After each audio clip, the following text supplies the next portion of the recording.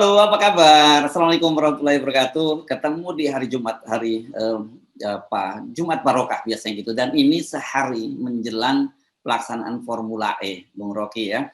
Nah ini ada perkembangan yang sangat menarik karena kan Presiden Jokowi beberapa waktu yang lalu sudah menyatakan akan hadir dan beberapa hari sebelumnya Pak Wapres juga Polda sudah mengecek untuk security di Formula E. Tapi kemarin berembus kabar bahwa belum ada konfirmasi mengenai kepastian Pak Jokowi hadir dan kemudian Gubernur Anies menyatakan bahwa ini event olahraga, jangan dikait-kaitkan dengan masalah politik gitu ya. Nah, saya sih pengen tebak-tebakan aja dengan Anda itu. Kira-kira kalau menurut keyakinan Anda Presiden akan hadir atau enggak? Sampai hari ini ya, belum ada konfirmasi ya, sampai sehari ini. Mudah-mudahan aja berubah gitu ya. Tergantung dukun dan pawang politik dan tapi kelihatannya Presiden tidak akan hadir karena sponsor tidak turun. Jadi itu keterangannya tuh, tidak ada sponsor artinya Presiden tidak akan hadir. Kan memalukan kalau Presiden hadir terus sponsornya nggak ada lalu ada baliho gede-gede. Nyumbang kagak nongol iya kan begitu kan. Jadi kelihatannya itu tuh antisipasi Presiden dan timnya. Jadi udah biarkan aja itu. Besok itu Sabtu ada racing tanpa racing politik. Walaupun orang anggap Presiden Jokowi udah kalah duluan tuh. Kan nggak nongol artinya kalah, dong kan. Gitu intinya tuh. Kalau kita meringkas ya hiruk pikuk soal sponsor dan ICAR ini nih, electronic racing ini. Kalau saya sih berharap Presiden tetap hadir, Bung Rocky. Nah, saya juga maunya begitu, supaya ada headline. bukan soal headline. Kalau saya nganggap ini persoalan bagaimanapun juga supaya kita bisa memisahkan antara kepentingan politik dengan olahraga, event politik dan olahraga gitu. Dan dia nggak hadir juga itu artinya politis tuh. Jadi Presiden menganggap bahwa lebih baik nggak hadir daripada elektabilitas Anies naik, kan kira-kira begitu timnya. Petuah dari tim kepada Presiden begitu. Pak Presiden pilih kalau Bapak hadir, potensi dipermalukan ada, Anies tetap akan moncer. Kalau nggak hadir juga tetap Anies akan moncer. Jadi sebaiknya pilih satu aja tuh. Nggak hadir tapi nggak dipermalukan, atau hadir dipermalukan. Karena potensi dipermalukan besar sekali itu. Bukan karena Pak Jokowinya, karena kelakuan baser-basernya tuh. Menteri Erik juga bagian dari persoalan itu. Coba Menteri Erik bilang, oke, BUMN karena ini soal bersama, maka BUMN sebagai badan usaha milik negara dan event ini adalah milik negara juga, maka kita sponsori. Jadi Pak Erick Thohir memang nggak berani bersaing dengan akibat Pak Jokowi yang potensi dipermalukan. Atau bahkan pasti dipermalukan juga. Hadir nggak hadir Pak Jokowi pasti dipermalukan. Karena ajaib Presiden tidak hadir di acara yang di mana dia dulu adalah wali kotanya tuh, gubernur DKI-nya. Kan sebetulnya dia bisa datang di situ. Wah, saya sebagai mantan gubernur bangga bahwa akhirnya kota ini punya event internasional. Kan dengan kalimat itu aja udah sebetulnya orang akan bersimpati pada Pak Presiden. Dia hanya bilang sebagai mantan gubernur dia bangga bahwa kota ini, jadi orang merasa oh kalau begitu ini kota bersama, bukan kotanya Anies. Kan begitu. Jadi otak Basar ini nggak nyampe buat bikin kalimat sederhana itu. Jadi ini antara lain juga karena kelakuan buzzer ya yang membuat jadi Pak Jokowi jadi mati gaya gitu kalau kata anak sekarang ya. Iya pasti itu kita kasihan Pak Jokowi dikerjain buzzer sebetulnya dia kan. Karena buzzer memang nggak menginginkan Pak Jokowi hadir. Ya akibatnya berlakulah self-fulfilling prophecy gitu. Kalau Anda bikin ramalan dan Anda kumpulin banyak orang yang percaya, maka ramalan itu jadi kenyataan. Jadi Pak Jokowi akan jadi pecundang, dia nggak hadir, itu artinya dia takut bersaing. Kan bisa begitu nanti interpretasinya kan. Apalagi Erick Thohir udah pasti nggak bakal hadir tuh. Karena Erick Thohir mungkin merasa, ya sebaiknya saya akan nyumbang kalau Pak Anies Baswedan datang ke kantor saya, minta-minta gitu, bawa proposal. Kan begitu. Kira-kira sampai segitu rasa irinya. Tapi kita sebagai penonton hanya bertepuk tangan karena ada pertandingan mobil listrik, juga ada pertandingan kandidasi di situ tuh, dan dua-duanya menyenangkan sebetulnya sebagai tontonan. Tinggal kita tentukan siapa yang harus kita usung atau kita tepukin tangan ketika victory lap. Oke, kalau saya tetap saja berharap Pak Jokowi akan hadir, apalagi kan di situ katanya sudah disiapkan, Pas Pampres sudah ke sana, sudah memeriksa, Polda juga, bahkan lokasi parkirnya pun sudah disiapkan gitu. Masa mau kita pakai lokasinya presiden, nanti kalau presiden nggak hadir, kan pemali itu Bung Rocky. Saya juga ingin begitu lihat beliau hadir, tapi ya bagaimana dia hadir di suatu event di mana orang menganggap dia justru yang menghalangi pemberian sponsor itu kan. Kan kalau Pak Jokowi kasih sinyal aja pada Erick Thohir, ya pasti Erick Thohir turunkan dana sponsor itu. Tapi kelihatannya udah final, Pak Anies juga menganggap bahwa, atau panitia menganggap Pak siapa Saron, ya udah nggak apa-apa lah. Yang penting Indonesia diselamatkan dulu dari kemungkinan gagal event internasional itu tuh. Dan pasti banyak sponsor yang juga menganggap oke, kami bantu tuh. Nah, bantuan ini yang nantinya akan dipersoalkan di kemudian hari. Kenapa negara tidak mensponsori? Justru swasta yang mensponsori, padahal ini adalah event nasional tuh, dan gak ada hubungannya dengan politik. Lalu akan dicari siapa-siapa yang kasih sponsor pada Anies Baswedan, dia nggak akan dapat iklan dari atau proyek dari BUMN. Nah, ini jadi rame lagi kan. Jadi kan berlangsung terus ini hanya karena ego dari istana yang menganggap bahwa Anies akan dapat panggung di situ. Ya pasti ada tidaknya Jokowi, Anies pasti dapat panggung. Jadi kalkulasi-kalkulasi itu di menit-menit terakhir membatalkan seluruh semacam penghargaan kita pada istana. Jadi istana lebih menganggap lebih baik eksploitasi politik daripada datang di sebuah event yang betul-betul ingin diasuh dengan sportivitas. Jadi tepat di hari besok orang akan anggap Erick Thohir, Jokowi tidak sportif. Anies mengalami penganiayaan, maka elektabilitas Anies akan naik. Selalu begitu model kita di dalam menghitung elektabilitas seseorang. Ya, dizolimi. Nah, itu bahasa yang selain ini. Nah, itu begitu bahasa itu keluar udah. Oke, tapi mari kita luruskan ya, Bung Rocky ya. Kita sejak awal kan kita mendorong bahwa kita memilih presiden itu harus ada track record-nya jelas gitu ya. Anda tadi sebelumnya menyebutkan soal soal intelektualitas, kapabilitas, dan kemudian Anda tambahin lagi yang paling pertama ada etikabilitas gitu.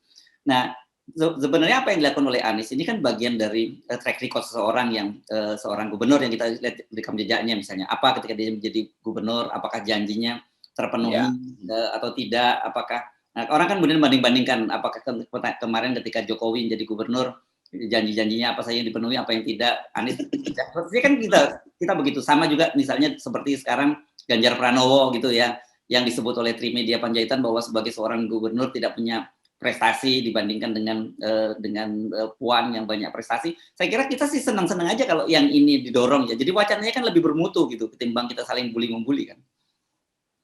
Iya, dengan sendirinya orang akan bilang, wah Rocky FNN mendorong Anies Baswedan jadi presiden.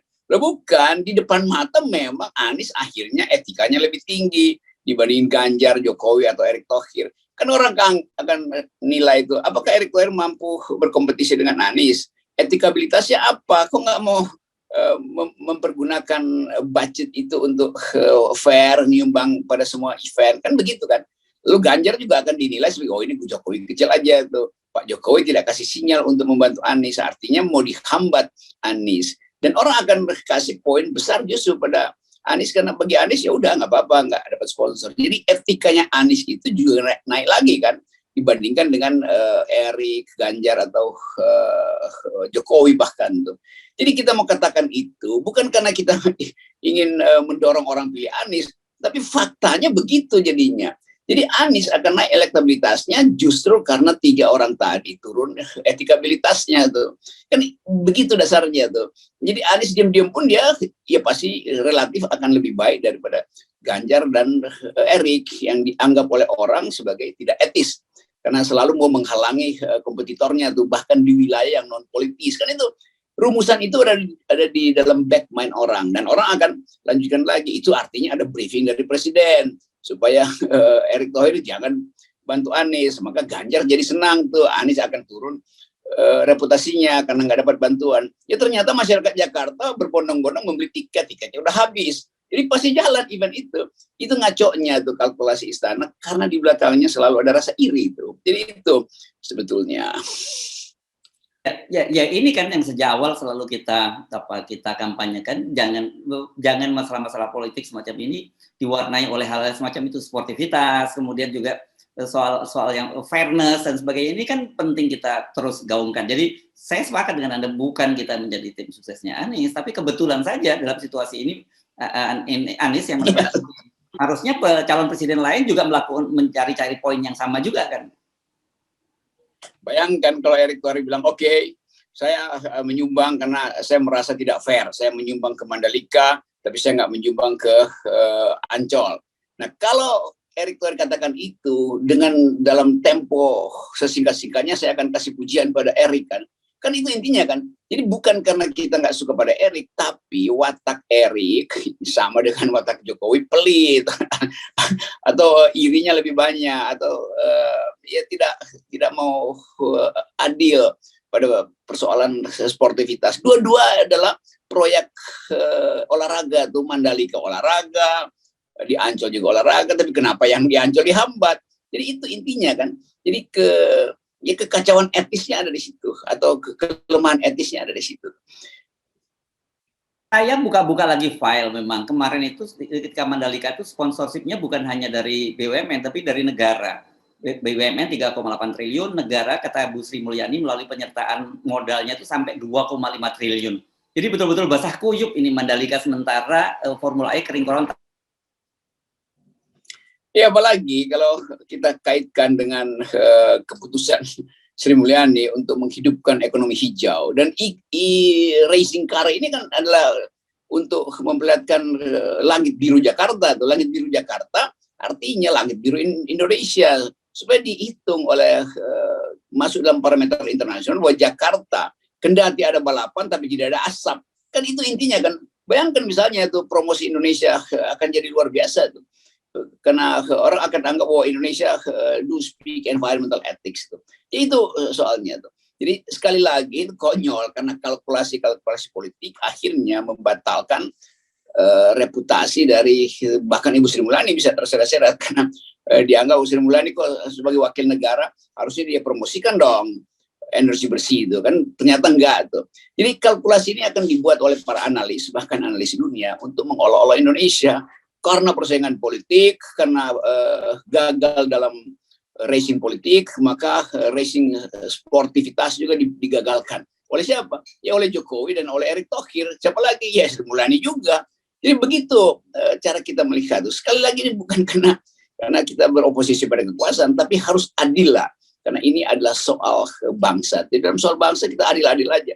Kalau berkompetisi politik silahkan pasang baliho tinggi-tinggi itu.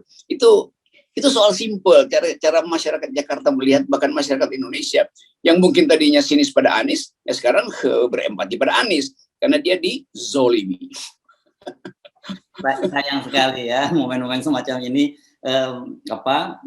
mesti berakhir seperti ini kan, kita nggak nyaman. Tapi saya sih memahami kekhawatiran dari Pak Jokowi dan timnya gitu, karena jangankan di Formula E, ketika waktu hadir di Mandalika pun itu juga Anies menimbulkan kehebohan gitu, banyak juga orang yang meneriakan dia jadi presiden. Saya kira memang tidak bisa dibendung kalau kali ini dilaksanakan di Formula E ini. Tapi kemarin kan kita sudah mengingatkan ya para pendukung Anies untuk juga menjunjung tinggi lah fatsun politik gitu ya. Kalau memang nantinya kita masih berharap Pak Jokowi hadir, kan ini hari ini masih ada kesempatan untuk menyatakan hadir.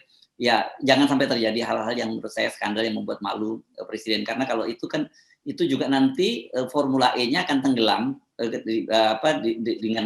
dengan soal skandal itu, sama dengan ketika Pak Jokowi dulu tenggelam karena aksi dari pawang hujan di Mandalika. Ya, kita kita himbau lah dari FNN, para penonton besok itu, kalau Pak Jokowi datang, jangan ucapkan Anies presiden, cukup lewat WA grup aja tuh, gitu kan. Jadi di antara mereka aja tuh, jangan pasang poster lah. Apalagi kalau Pak Erick tiba-tiba nongol, tuh udah anggap aja bahwa itu adalah penonton. Pak Erick sebagai Menteri BUMN datang ke situ untuk meninjau apakah betul poster BUMN dipasang sebagai sponsor. Pak Jokowi juga akan ke situ karena harus mengucapkan 1-2 patah kata sebagai kepala negara yang mewakili langit biru. Kira-kira begitu kan? Itu indah sekali itu. Nah kalau itu diucapkan, saya percaya bahwa publik Jakarta atau publik Indonesia akan menahan teriakannya tuh. Mungkin kalau berbisik kan nggak kedengaran Pak Presiden, wah ya nongol tuh nggak nyumbang, tapi nggak apa-apa. Tapi jangan tiba-tiba Anies Presiden, nah itu jangan.